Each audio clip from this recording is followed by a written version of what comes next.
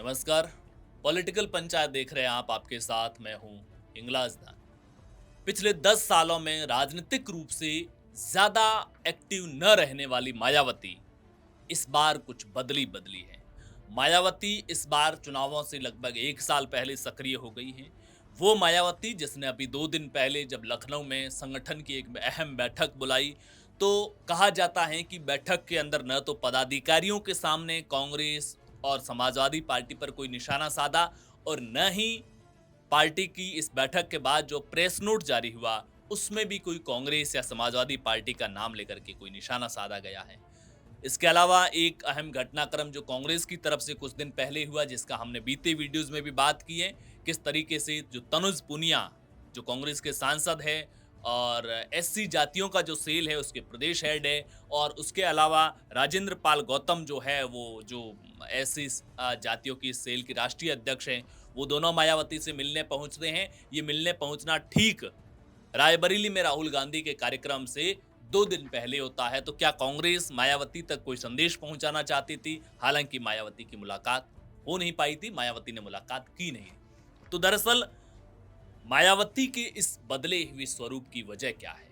मायावती के राजनीति करने के तरीके में जो समाजवादी पार्टी और कांग्रेस हमेशा मायावती की इसी बात की आलोचना करते हैं कि मायावती दलित वोट बैंक जो बसपा का कोर वोट बैंक है उसके साथ पूरी तरह से अटैच रहने के लिए उतनी चुनावी ताकत के साथ में मैदान में नहीं रहती है, और इसलिए वैसे भी देश की राजनीति में एक पिक्चर वैसे बन चुकी है कि बीजेपी के खिलाफ जो एक बड़ा ब्लॉक जो विपक्ष के ब्लॉक के तौर पर पहचान स्थापित करता है, इसके अलावा जो भी तीसरा प्लेयर होता है उसको बीजेपी की बी टीम कहा जाता है।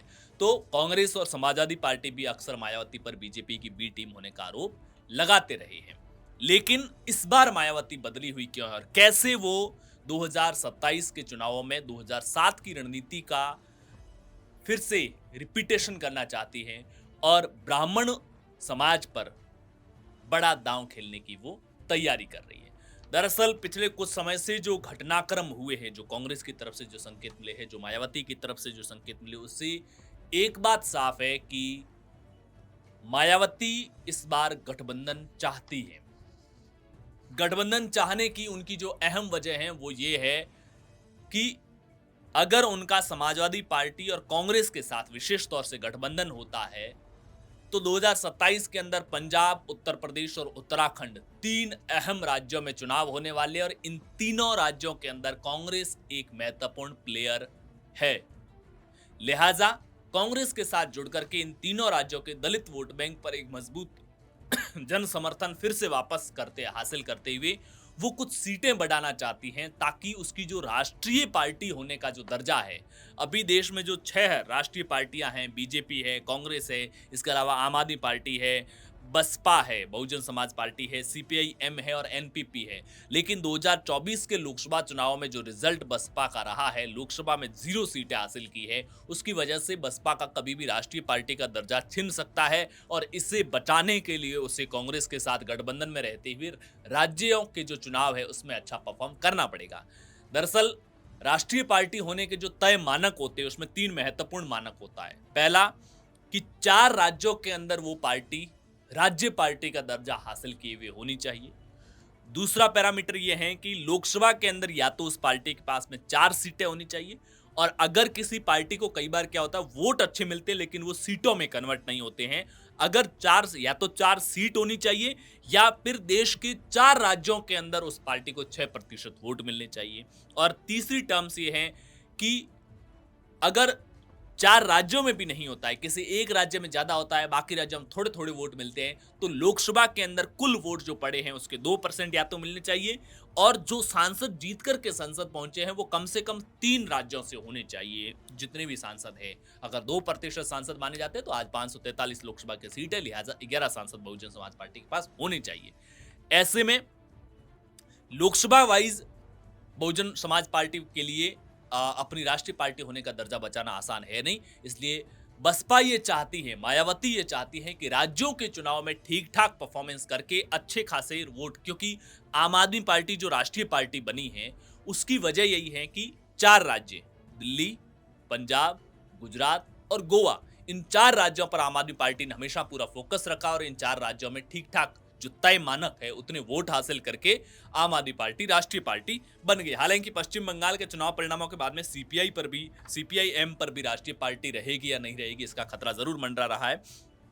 ऐसे में मायावती ये चाहती हैं कि 2007 की तरह अगर ब्राह्मण बसपा का साथ देते हैं, हालांकि बसपा के पास में अभी फिलहाल सिर्फ सतीश चंद्र मिश्र ही बड़े नेता बचे हैं ब्राह्मण चेहरे के तौर पर। उन्होंने 2022 के अंदर काफी सम्मेलन करवाए थे, प्रबुद्ध वर्ग सम्मेलन करवाए थे, 74 एमएलएज को पार्टी ने टिकट भी दिया था, हालांकि बहुत ज्यादा कोई फायदा हो नहीं पाया था। सीएसडीएस के आंकड़ों के मुताबिक 2022 के विधानसभा चुनाव के अंदर ब्राह्मण समाज से 89%, 89% जो ब्राह्मण समाज ने वोट दिया था वो बीजेपी को दिया था।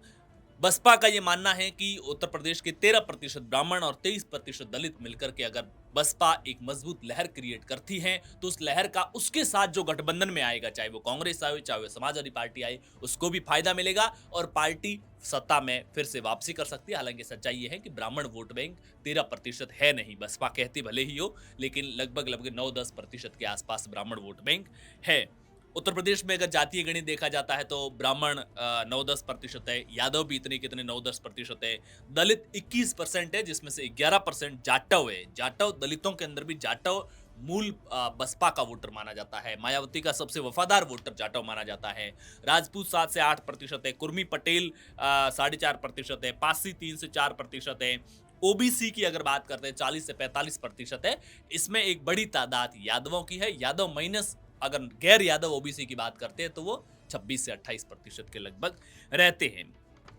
ऐसे में अभी अगर वर्तमान समय में बसपा की सीटों की या राज्य देश भर के अंदर उत्तर प्रदेश के अलावा बाकी राज्यों के अंदर अगर स्थिति को देखा जाता है तो बसपा की लोकसभा में 0 सीट है, सिर्फ राज्यसभा में 1 सीट है और विधानसभा सीटों की अगर बात करते हैं तो पूरे देश के अंदर 7-8 विधानसभा की सीटें, जैसे राजस्थान में 1-2 सीटें हैं, उत्तर प्रदेश में 1 है, उत्तराखंड में 1 सीट है, पंजाब में 1 सीट है। इस तरीके से 7-8 सीटें पूरे देश के अंदर बसपा की विधानसभा की हैं, लोकसभा की 0 है, राज्यसभा की 1 सीट है। और ये ट्रेंड अगर पिछले कुछ सालों का देखते हैं, लोकसभा चुनाव की अगर बात करें तो बसपा के लिए 2009 का जो लोकसभा चुनाव था वो सबसे स्वर्णिम काल माना गया है। जो बसपा 1998 में सिर्फ 5 सीटों पर जीती थी, वो 1999 के अंदर 14 सीटों पर जीतती है, 2004 के अंदर 19 सीटों पर जीतती है, 2009 के अंदर 21 सीटों पर थी मायावती की पार्टी। यही वजह है कि यूपीए 2 के टाइम में मायावती का काफी दखल कांग्रेस के फैसलों में रहता था। 14 के अंदर पार्टी अचानक से 0 पर आ गई थी। 2019 में जब कांग्रेस के साथ गठबंधन किया था तो बसपा को जरूर 10 सीटें मिली थी, लेकिन 2024 के अंदर जब अकेले लड़ी तो वापस 0 पर आ गई। विधानसभा की बात करें तो विधानसभा का आंकड़ा एक साथ निकालना मुश्किल इसलिए क्योंकि हम यूपी का तो निकाल सकते थे, 2007 में सरकार सत्ता में आई थी तब 225 के लगभग सीटें जीती थी। देश भर के अंदर एमएलएज को काउंट करना मुश्किल होता है क्योंकि हर साल 1.5 साल के अंदर चुनाव होते हैं, लेकिन 2009 के आसपास अगर लोकसभा के बराबर काउंट करते हैं, 2009 के टाइम में विधानसभा के हिसाब से भी सबसे ज्यादा सीटों पर थी, 210-15 सीटें तो उत्तर प्रदेश के अंदर ही थी 2009 के आसपास, क्योंकि साथ में बसपा की सरकार बनी थी और बाकी राज्यों में भी थी। तो 2009 के आसपास बसपा के देश भर के अंदर 250 के लगभग एमएलए हुआ करते थे। 2014 तक आते आते ये संख्या 80 से 100 के बीच में बच गई। 2019 तक आते आते ये संख्या 30 से 45 के बीच बच गई और अब तो 7-8 पर आ गई ये संख्या। लिहाजा मायावती की इस बार अति पूर्व सक्रियता की एक अहम वजह यह है कि पार्टी अपना जो राष्ट्रीय दर्जा है, जो नेशनल पार्टी का जो स्टेटस है, उसको बचाना चाहती हैं। इसे बचाने के लिए वो कांग्रेस के साथ गठबंधन करके उत्तर प्रदेश, उत्तराखंड और पंजाब जैसे राज्यों में अच्छा परफॉर्म करना चाहती हैं ताकि विधानसभा चुनाव में ठीक ठाक संख्या में, परसेंटेज के लिहाज से भी और सीटों के लिहाज से वोट हासिल किए जा सके, ताकि पार्टी का राष्ट्रीय स्टेटस बच सके। उत्तर प्रदेश के अंदर बसपा चाहती है कि दलित समाज के साथ साथ एक बार फिर से उसको अगर ब्राह्मण समाज का भी समर्थन मिल जाता है, वोट मिल जाता है, तो पार्टी एक बेहतर परफॉर्मेंस कर सकती है। मायावती की इस रणनीति को लेकर के और इन ख्वाबों को लेकर के आपकी क्या कुछ राय है, कमेंट बॉक्स में जरूर बताइएगा।